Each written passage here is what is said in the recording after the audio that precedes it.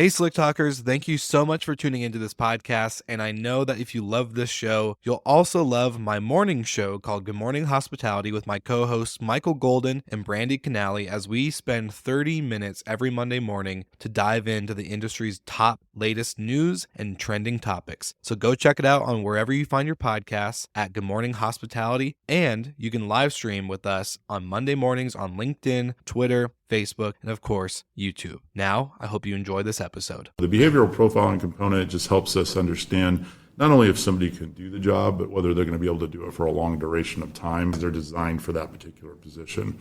And before I did behavioral profiling years ago, I would get upset at an employee because they weren't doing something a certain way. Well, the reality is they probably didn't have the right personality traits for that particular job. It wasn't that they were a bad employee, they just were in the wrong seat. Welcome to Slick Talk, the hospitality podcast where we discuss all things hospitality, hotels, and business. You can find us online at slicktalkthepodcast.com and on every podcast listening platform.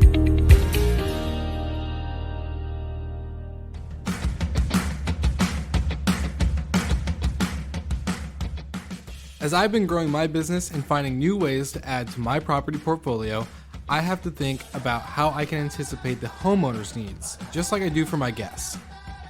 One of the things owners always ask is, how is my property going to be protected? What happens if something gets damaged or worse? These are valid questions and concerns, and I have an opportunity to address these concerns before they even get mentioned, all thanks to having Safely as part of my toolkit.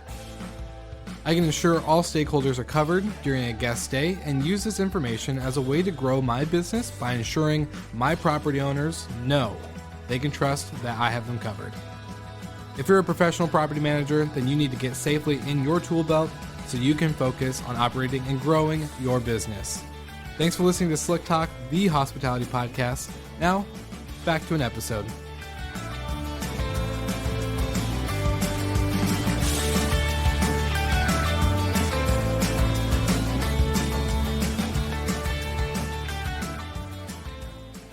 All right, everybody, we are back, and guess what? This podcast is in person. You can't see it, but I'm actually able to record episodes with guests in the flesh for the first time at the VRMA Conference. I'm really excited. I'm talking with Steve Trover. So, Steve, welcome to the podcast. Thank you for opening up your hospitality suite for me to be here to do this. Sure great. Thing. Well, I appreciate you having me on. Of course.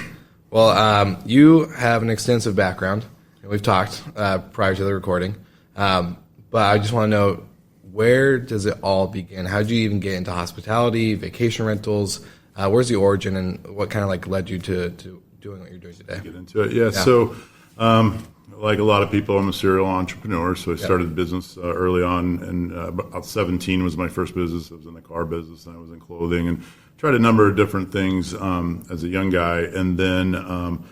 My mother was selling real estate in the Central Florida market, and she was referring buyers that would come in and buy vacation rentals or want to buy a vacation rental to management companies. And unfortunately, the management companies weren't doing the best job for the owners, so they would come back and say, hey, we love the house, the sale was great, but that management company just didn't work out. And so she would try to find one and just couldn't. And so, me being an entrepreneur, thought, oh, how hard can that be? 25 years later, I can tell you it's pretty hard. So that's kind of what got me into the business, and started a little business in Orlando with $1,000 of startup capital just to get rolling, and scaled it over a number of years. So were you cleaning homes in the beginning? Yeah, I mean, I did clean some homes. Yeah, definitely. I remember that well. And did pretty much everything. But I actually started by just marketing homes for other management companies. So I managed a couple of homes right out of the gates and did some cleaning and everything else. And then thought, you know what, I really like the marketing side of the business, so that's where I focused. And started marketing all over the state of Florida, actually, way back in, this is 97, 98, so a few years ago. Yeah, I was going to say, only 2 or 3 years after I was born. So. Yeah, exactly. Yeah. I mean, the companies I was marketing for didn't have websites, just to give you an example how long ago. That's really cool. Well, what got you out? So did you sell that business, and what was the next adventure from there? Yeah, so I had that business for 20 years. Okay. So, wow. during that 20 years, launched a number of other businesses, ancillary businesses. So we had a real estate company. We had obviously the management company. Yeah. We had a home furnishings company, so the interior design company, and we furnished every property that we brought on. They all probably fed each other. Very good business. Really, very vertically integrated, right? Yeah. And then we launched a development company, and we would design and develop what we called purpose-built vacation homes, and I held that trademark for a lot of years. And so we had architects on staff, draftsmen, and we would design the house, build the house, furnish the house, and manage the house. So it was a whole vertically integrated. And purpose-built, the intent was ultimately to take that across the country. I kind of ran out of gas at a certain point and ended up selling that group of companies about 5 years ago now. Okay. And like a lot of people, when they sell, they go into consulting, and that's what I did.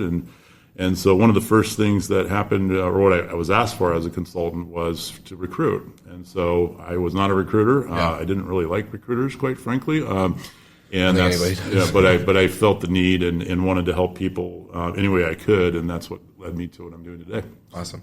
And so when you're running all these businesses, you and I both know, like even in today's world, staffing is not easy.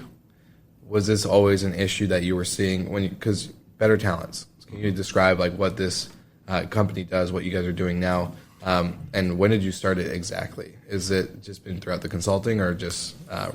Yeah. So to answer the first question, absolutely, it's always been an issue. And I had 100 employees, and the hardest thing I did was not the tech side of the business or the product side; it was the people. Okay. And this business, the vacation rental business specifically, or short-term rentals, it's all about people, right? And I know there's a lot of technology platforms here, and I developed the PMS myself, and so I know what that's all about and how important that is, and all the cool new tech that's coming out to help, automate certain components. But at the end of the day, toilets don't clean themselves, and there's a lot of this that has to be done by people, and so, unlike technology, people, get tired, they get sick, they get hungover, they, whatever, and so it's challenging. And so that's what led me into this. I also learned a lot in hiring those 100 employees, and obviously the turnover involved in that and whatnot, on what to do from a hiring perspective, but also using behavioral profiling. So that was a big part of what we do, and so that's what we do in Better Talent today. To answer the question about Better Talent, so I was consulting for a number of companies across the space and doing recruiting for some of those, and we were also doing the behavioral profiling. So I'm a predictive index partner. I'm a talent optimization certified. Okay. And so we were doing that, but what we were realizing is the companies we were doing it with, a lot of them weren't necessarily using our platform the right way from a hiring perspective because they're busy, right? Yeah. To their credit, they're doing all these other things that you got to do to run a short-term rental business. And even though we were training them on it, it's hard because they're not hiring all the time. You're hiring some of the time. And so we realized that they really needed us to do it for them. And so that's what was the, kind of what we decided to launch Better Talent around. It launched about 15 months ago. Okay. Because I've seen you around, and we talked about, I've seen you with the Eric Moeller, the Legends guys, a few others been brought out through LinkedIn. Obviously is a big popular platform. So I'm kind of curious on the profiling side of things. A lot of people hire to fill in a role, but why do you think we rush that process so much when it goes into turnover and people not being a good fit for the company? The biggest problem I see in companies today, it's not just short-term rental companies, it's pretty much all businesses, but is they hire fast and fire slow, instead of what they say is, hire slow, fire fast. We don't say we'll hire slow because we're very aggressive about what we do from an sourcing perspective and applicant flow and all that. But at the same time, we advise our clients to, wait till we get the right person, because everybody waits a little too long and they're under pressure, and it's season's coming or we're in the middle of season and so quit, and they just we call it if you can fog a mirror, we'll hire you, right? And it's like that sometimes, and obviously that does not work out well and causes all sorts of problems. So the behavioral profiling component just helps us understand not only if somebody can do the job, but whether they're going to be able to do it for a long duration of time because they're designed for that particular position. And before I did behavioral profiling years ago, I would get upset at an employee because they weren't doing something a certain way. Well, the reality is they probably didn't have the right personality traits for that particular job. It wasn't that they were a bad employee, they just were in the wrong seat. And so that's why we leverage behavioral science. We use both behavioral profiling as well as cognitive testing to help us understand people data so that we can make good hiring decisions and help facilitate good hiring decisions for our clients. That's really, I kind of mentioned this conversation a couple times throughout the podcast, but I was talking to a friend in London who, is talking about things that give him energy, right? And so do you think sometimes it's maybe not, is it not just a personality thing, but could it be just certain tasks of a role that don't give people energy that makes them a good fit, so it's just like a portion of their work? I'm just kind of curious because I felt that, I was like, I love the podcast, let's say that, I'll just use it for example, but editing does not give me energy, it drains my energy. Right. I don't want to be an editor for 40 hours a week. I want to just produce and post, do all that stuff. Well, and we're going to look at your behavioral profile, and I'll tell you why. But more than likely, you are what we would call a low D. I am too. Okay. Editing would drive me nuts. And that takes a certain type of person who has very high attention to detail. They like methodical, repetitive tasks because that's what that is. And, that's not us, not either one of us, frankly. So that doesn't mean you're not a great podcaster, but you do the important part of it, and you got to. The very important part of editing is critical for a good podcast. But you're going to need somebody that has the right profile eventually to do that for you. Now, even though we have certain behavioral traits, we have learned behavior. So inherently, we're good at certain things because of our construct. However, over time, you edit, you do it, right? You get it done. You just don't enjoy it. I have. Yeah, exactly. And I'm sure you do a great job at it because you power through, but it'd be better if somebody was doing it that has that profile. So to answer the question about, certain jobs or certain parts of a job, that's exactly it. So there's, if you were a director of marketing or a general manager and you have a certain behavioral profile, that's really great, but some of the job description is repetitive and you're not a methodical person, and then that becomes a drain for sure. Okay, that makes sense.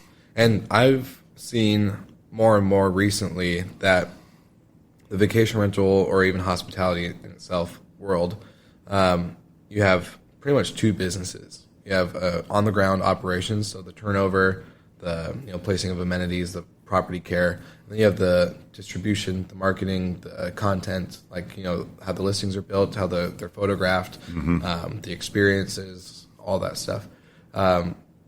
Does that play a role in anything with hiring, like when it comes to operations on the ground with the building itself versus, the virtual side? Yeah, and thankfully, some of the good things that came out of COVID, not a lot, but some have, and one of them is that people are much more open to remote work, and technology is increasing to help facilitate that pretty rapidly because of it. And so to answer your question, really the boots on the ground components of a short-term rental business is housekeeping, maintenance, some components of guest services, right? Everything else, accounting, reservations, marketing, all those things can be done remotely. And so what it's done for us, for our clients, and for people in the space is all of a sudden that now they can get a higher quality of talent because they get a bigger applicant pool because they go remote. Yeah. So if some of our clients are in tight spots like Big Sky, Montana, or Hatteras Island, North Carolina, or Marathon Key, where there's just not a lot of people, we call them talent puddles instead of talent pools. That's good. Yeah, and so in that scenario, when we can't find a really great vacation rental marketer in that talent puddle, we'll say, hey, we really need to make this a remote role. We'll fly them in every once in a while for meetings, that type of thing. And but it just opens up the entire country or the world to talent. So It makes a lot of sense. So what are your thoughts? I know this is, I think we had like a brief discussion on our pre-chat. What are your thoughts on the labor short? Is it, I don't know, but is there a labor shortage or what do you think is going on right now with from post-COVID? Because even as a vacation rental manager myself, we're struggling to hire, and I think we always have because housekeeping's not a fun job. It's not sexy. It's not. It's very labor intensive. you go home sore sometimes Yeah, from right. some of these properties are huge or whatever that may be. So is a labor shortage, or do you just think people are kind of done with this low benefit, low pay type of job? I think the answer is yes, meaning it's a little of both. Yeah. And not to be direct about my answer, but I think there's a combination of things that are happening. And, obviously they extended the benefits for a long period of time. So that had a component to it. People are coming back to work, but because they had time off and they had time to think about it and they thought, you know what, I don't really want to clean toilets anymore, that type of thing. So housekeeping and maintenance and those types of things are definitely hard to fill positions. But that said, I think because it is a tight spot, it's a really critical time to be aggressive about how you source applicants. Yeah. So, and right now we don't have a product for housekeeping and maintenance. We do everything else, so every other position in the company. But what we do help our clients with is help them understand how to be aggressive in going after housekeepers and maintenance techs, because that's a really critical component. And when we hire for the leaders of those roles, maintenance, housekeeping, whatever, we're looking for recruiters, right? Okay. Somebody that has a recruiting mentality, because they're going to help them find that. Because that's what it's not just about managing and scheduling and all that. It's literally getting people, and they've got to be aggressive. So, but I think we're going to see more and more people coming back into the work and world, and the good news about people is we're still making babies, meaning there's still more people coming into the workforce each day, young people, and they all got to do something. And I think it's gonna go back the other direction. I don't think this is going to be for an extended period of time, but it's always going to be tough in our space because we have hard work that needs to be done. The margins are not super high, and so you can't pay what some of the larger companies can pay or different industries can pay for similar roles. And so that's the challenge. We have seen an increase in pay, required pay to be able to get people. And so that gets passed on like every other increase in costs, and has to somehow. And so management companies really need to think about that in their fee structure today. Well, I was going to ask that. That's right to my next question, which is perfect, is what are vacation rental management companies doing in order to actually successfully do this? Like, are benefits, pay, but then how are they changing their business model? Because I know, if you're making 20% commission off of a booking, it's not, again, and you have a tech stack in between and OTA costs and whatever else, like, it's not a lot of money. So I laugh because we had a damage waiver fee, and we had years where the damage waiver fee was our profit. I mean, we made $500,000 a year on damage waiver, but I did all these like 90,000 different things to get to a damage waiver fee. But that's how tough this business can be sometimes. But to answer the question, I think that they're doing a number of different things, getting more efficient in other areas, so that they can allocate that. Leveraging tech to be able to hire less people. That's one thing that we see. Obviously, in my role, that's not necessarily a good thing. But at the end of the day, we're here to serve our clients the way they need to be served, not just hire people to hire people. But so I see that happening. They're definitely becoming more efficient. Most companies are a lot leaner than I operated for that. And then they're also looking for different revenue sources so that they can offset that as well. Yeah. And a lot of companies are looking at it and going, hey, I probably can't manage certain properties because there's just not enough margin there. Yeah. The lower tier properties, I always have my clients bench rank their properties top to bottom based on the margin they produce. And when you look at the top property and you compare that to the bottom, it takes about 15 or 20 in a 100-unit company to get to the top property. And I see it all the time. And so they're managing those properties almost really at a loss. And they don't even realize it a lot of times. So smart managers that see that, they're going, okay, we can't manage these 15 down here anymore. We're just going to have to let them go, because then I can not have as many people, and it works that way. So a lot of, I call it pruning, going on. Well, I was going to say, we actually just had that conversation. We have a property that we brought on, and we thought, it's not our normal one, but it's in a good market, right? We want to be in that market. So we took it. It's a lot more work, and it's the lowest producing one compared to everything else. And it's like, I literally told my business partner, I was like, we might need to cut this one. I might cut this one, yeah. Well, this is a tough business, and I don't like to work for free. So I don't like to pay to work. Exactly. In some cases, it's becoming like that. So I agree. here's what I recommend. You take your total margin that your company produces across all properties and then divide that by the unit count, and it'll tell you your margin per property that you get, and then you'll see the actual margin of those lower, and you'll realize that you're losing money on those. So relative to your cost structure, so you got to compare it against that. So great. Hey, I hope you guys are enjoying this episode, and I wanted to drop in quickly to let you know that our partners at Jetstream have some of the best-in-class technology that sits at the heart of the guest experience with a focus on generating revenue for your property assets.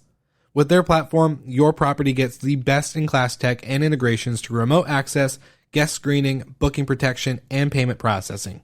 Better yet, their team does all of the hard work of 24/7 guest communication and content creation. So go ahead, click the link in the show notes so you can jump on board today and take advantage of their professional hospitality team. Now, we're back to the episode. Well, back to, enough about me. We'll go back to you. Well, for better talent, so you guys you're not like a LinkedIn or Indeed. what's that? You're not like a LinkedIn or No, Indeed. we're not. So I just want, for the listeners that are listening, can we go into so company A hires you guys to fill in roles. Mm-hmm. What does this process look like in order to streamline it? But then also, like you're saying, because you're analyzing people with data, like you have data points that are probably pretty critical. So what does it look like from the company standpoint, then to the let's say the applicants? Certainly, yeah. So when I got into recruiting and I was doing some exec search, and I was just using the traditional model, and I'm a big model person. I like to look at models and see where they might be broken and where there might be a better way. I did not like paying for recruiters when I was a VRM because it was really expensive, 20 to 30% of the annual salary. And for maybe a big GM role, I could see that, but for most roles, you're not going to pay that, right? And so most VRMs don't even use recruiters because of that. And so I did not want to be that. Quite frankly, we did some of it and do some exec search today, even just because some require it. But it's not very scalable, and it wouldn't help the industry all that much. So we decided to come up with a different model. And so how we work today is a client will submit a job requisition with us, and then it's basically they're just putting a job description in there. We then optimize that job description into an ad. A lot of companies will just put up a job description as opposed to an ad. Yeah. We really kind of advise companies to sell their company first, why I would want to work at your company, what the culture's like, all those components. Because frankly, people, they want to know what they're going to do and how much they're going to get paid, but they really want to know about the company and the culture and who they're going to work for. Yeah. Is it a stable company? Are they a good company? Are they good people? Are they doing good things? And so really having a good value proposition there is really critical. Secondarily to that, we have part of the description that is really keyword embedded to attract the talent that you're looking for based on that behavioral profile. So if we're looking for a super social person, we want to make sure that the keywords in there and the description attracts that type of individual. Okay. Like the methodical, detailed part. If we wanted that, we're gonna say things that you and I would read and go, I don't want that job. Yeah. But that person will. So it's kind of like, this is an old term, but keyword stuffing. Used to stuff a website full of keywords for organic search. Still happens to some degree, but. So that's what we're doing with that part of the job ad, and then it's just the description, benefits, and how much you're going to get paid. Yeah. So that's an optimized, and we call it a third. 3 parts of that job description. We optimize it. We then meet with the client and we go through it. Make sure that we've got the right behavioral target set because we set that on their behalf.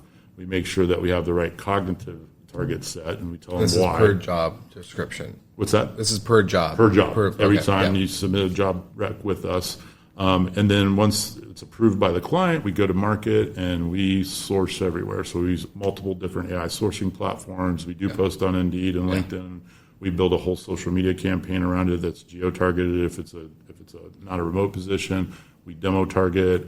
So a whole range of marketing things happen in the background. And we have a sourcing team and we have a mining team. And the sourcing team is doing outbound research or outbound search to people that are passive applicants. Because when you just post on Indeed, you're getting active applicants. Yeah. But a a lot of times the best people aren't looking for a job. They might not be in a job that they love and they're thinking about it. So we reach out to them and let them know about the opportunity. We're not the call you at lunch kind of recruiter, so we don't do that. We don't bug people, but we definitely let people know in an aggressive manner that this job is available. And then once they apply, they go through our kind of whole filter. So the first thing they do once they apply is they do the behavioral profile. It takes 5 minutes. So we do it top of funnel. So at the very top, everybody takes it. Because it takes 5 minutes, they're willing to do it. If you look at some of the other tests that are out there, personality tests are good, but they take a half hour. Well, applicants are not going to spend a half hour, to apply for a job. For a potential job. A potential job, right, yeah. They might do it later down the funnel, but not top, that's for sure. So we do that first. And then the next thing we do is we have them do a video, kind of an interview. It's just a couple questions that give us a really good feel for that individual, because I can't tell you how many times, and I know listeners will, if they're hiring, have had this happen too. You sit down at the table to interview, and you're 2 minutes into the interview, and you realize you don't want to hire the person. 100%. And because you're a nice person, you just stay there and keep asking them questions, and you're really wasting their time and your time, and it's really annoying. So, they had to get dressed up and come there, and they're the wrong fit, right? And so I hated doing that to people, and I didn't like it for me. And so this video interview component really gives you a good feel for that individual. For the most part, that takes that piece out of it. You still have to obviously interview them next. And so the next thing we do is hand them off to a client. We send them the cognitive test, but we do it pretty quickly. We go ahead and send them to the client and do the cognitive. Does it tell the client, like, hey, this is a 80% good fit? Or exactly. Okay. Yeah, and we'll show them the match score relative to the target we set from a behavioral perspective. They'll have their resume, they'll have the application, all in the video. And so, it's for clients that hire, they have done it without us. They never want to do it again, because it's the whole screening process is just a lot. There's a lot of work going through resumes. So our team does all that for them. We also handle all the applicant communication. So if you're a short-term rental manager, you don't have time to be communicating with people asking you questions about a job that they could just read on the resume or on the job ad, but they didn't.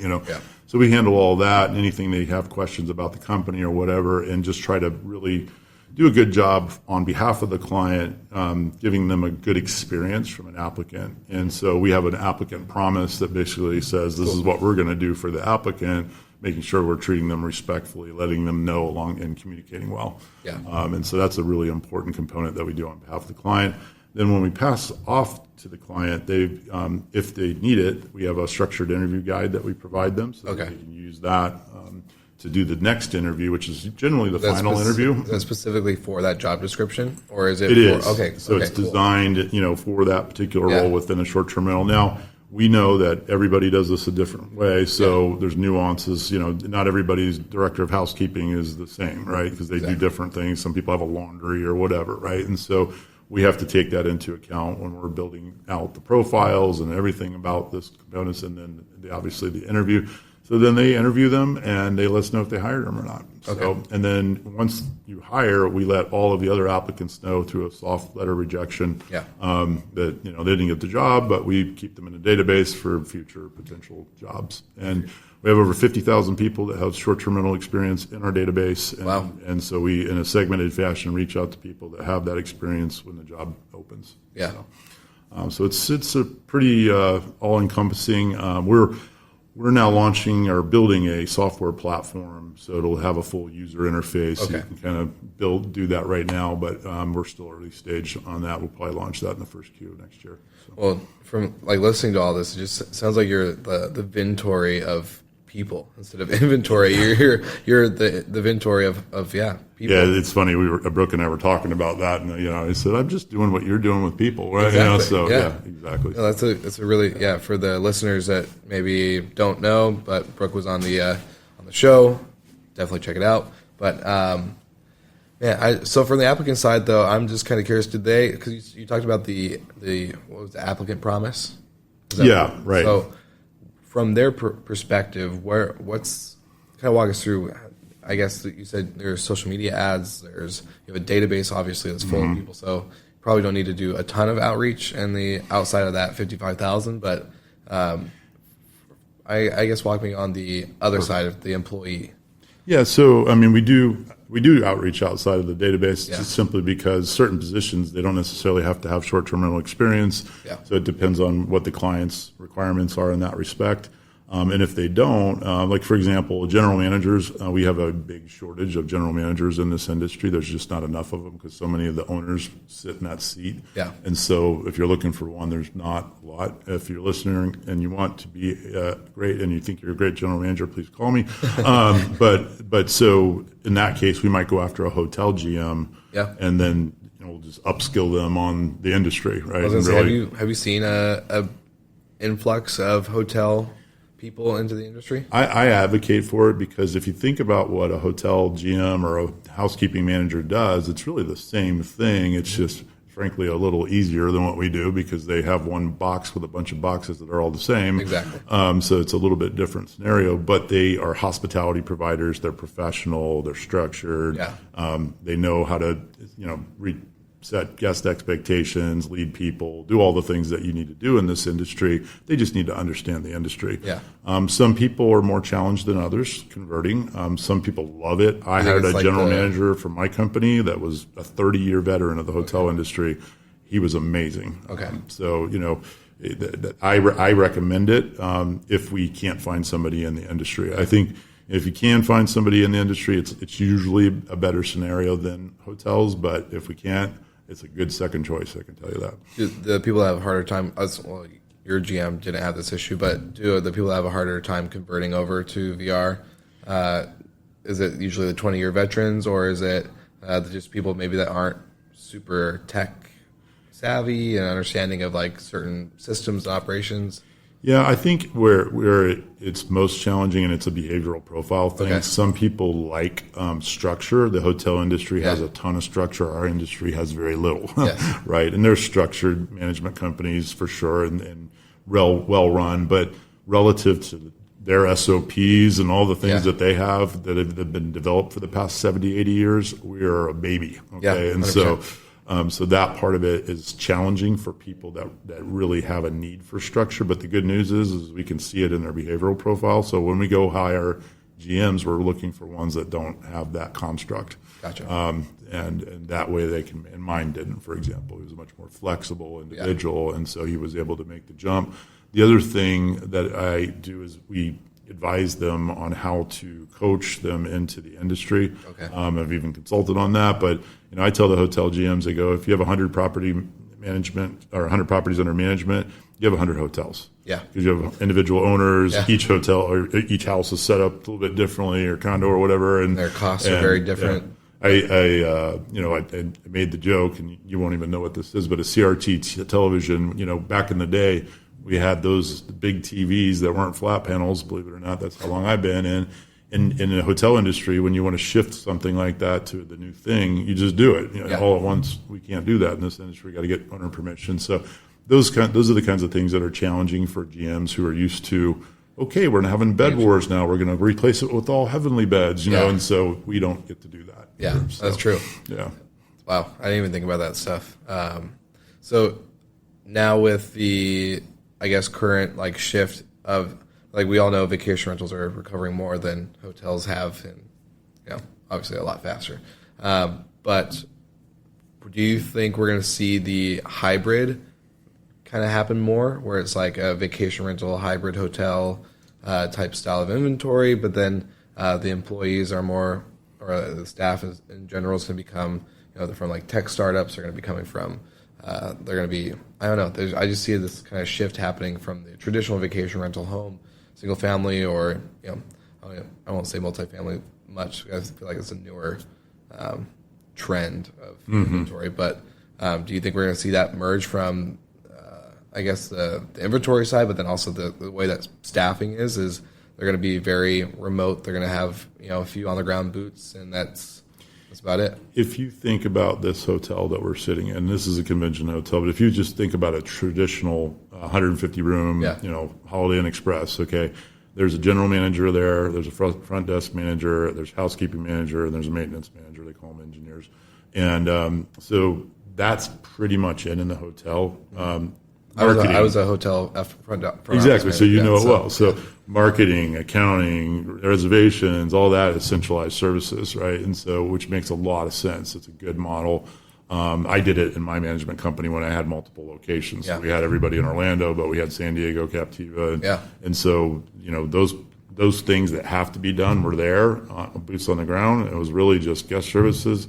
It really was a small part of guest services. When you were staying with us in San Diego and you had a problem, you called Orlando, but you didn't know it. Yeah. You didn't care. Yeah. You just wanted somebody to take care of it, right? So I think that we're going to see more and more of that, where we have centralization of those, or they're remote, and that's going to help us massively as an industry from a hiring perspective. So I think that'll be the trend. It already is the trend. Some companies, and I won't call them old people like me, but they just don't want to move off, having everybody under the roof, because they feel like they can't trust them to do the job. I was just going to ask. So, and that's a challenge. And there's a lot of great tech to help facilitate that, the tracking of what somebody's doing.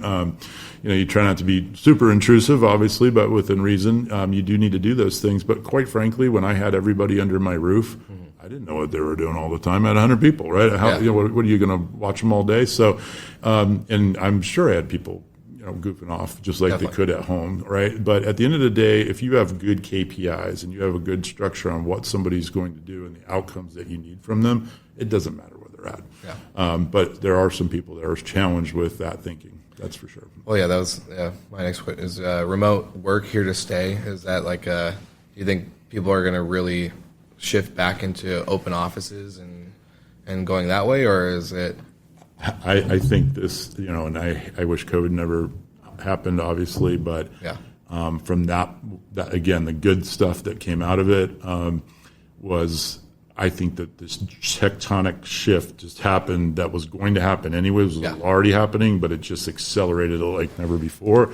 And a lot of people are going to go back, but a lot of people aren't. And they just don't want to do it, right? Because they realize that working from home is better. I do it. My whole team, by the way, is remote. We don't have an office, and we're always going to be like that, probably. So, well, it's like you're saving so much money on expenses. You don't have to pay a lease. You don't have to buy a building. You don't have to do anything. I used to have over 20,000 square feet of lease space, okay, and I commit tens of thousands of dollars per month, and I don't have any of that, and I don't plan to, right? So, because it just saves a lot of expense. The biggest challenge I see from it, obviously, is a culture component, and you just don't have that. So you take some of the savings, and you have a lot of offsites, right? And you bring people in for quarterlies. Hey, by the way, we have these really cool things called vacation rentals that we can stay in, and it really, and it's a good move culturally to do that inside of a big property, and so I see that happening. We actually facilitate offsites for some of our clients as well, and so it's just it's a great way to build that culture, even though you're remote. Yeah, I love that. Well, everyone knows on the podcast, I give all of our guests the opportunity to give them the best way to contact you, to find you, where to learn more. So what's the number one or two places to go? I know LinkedIn for sure, but let's say I know you got a website. Yeah, too. Please, if you're interested at all, do follow me on LinkedIn. I post there regularly. My email address is steve@bettertalent.com. So that's obviously my website, bettertalent.com. That's the two best places to reach me for sure. I did want to mention, I know it's not a full sales pitch, but because of the cost structure, because a lot of people think recruiter and think, oh my gosh, it's so expensive. Our first hire and onboarding is $39.95, about $4,000, and then every hire thereafter is $19.95. SHRM, which is kind of the Association of HR, says that it costs companies an average of $4,000 to hire people themselves, just the time and effort that you put out. So we're actually cheaper than you can do it yourself. So I just wanted to put that out there as well. Definitely. So. Well, that's another question. Of course, everyone's probably going through their mind. How much does this stuff cost? Right? Recruiters are all so expensive. I say I don't like recruiters, and they don't like me. I was gonna say you're not. I don't see you guys as a recruiter. It just sounds like you have the tech in place to really kind of offload that salesman type feeling I get from recruiters. They feel slimy. Yes. Yeah. I'm trying not to give that feel to people here at the conference, but walking around just talking to everybody. But we're a hiring platform is how I describe it. I like that. Well, you heard it here first, Slick Talkers. Go ahead, check out everything in the show notes, and make sure you like, subscribe, and follow along with Steve and what they're doing at Better Talent. Thank you so much for listening. We love your support and want to provide the best we can to all our listeners. So please find us online, social media, and on Spotify, Apple Podcast, and Google Podcast.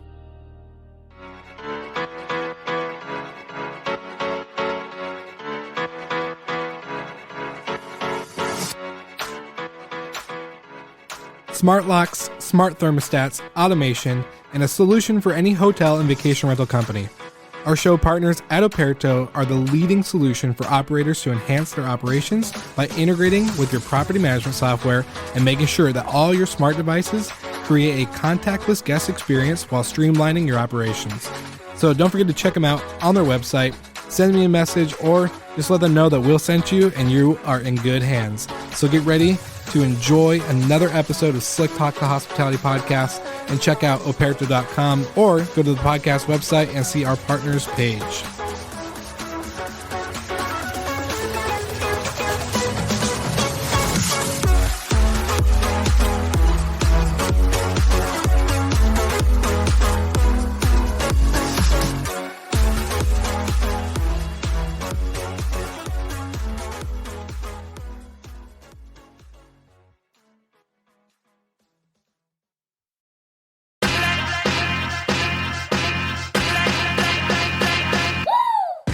What's up, everybody? If you've gotten this far into the episode of Slick Talk, the Hospitality Podcast, then you are amazing, and thank you so much for tuning in. We want to send you two places really quickly. If you can, check out the show notes and click the hospitality.fm link. Check out all of our other shows on the podcast network.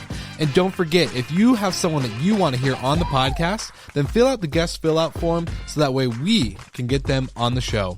Thank you so much for tuning in, and I hope you enjoy another episode of Slick Talk, the Hospitality Podcast.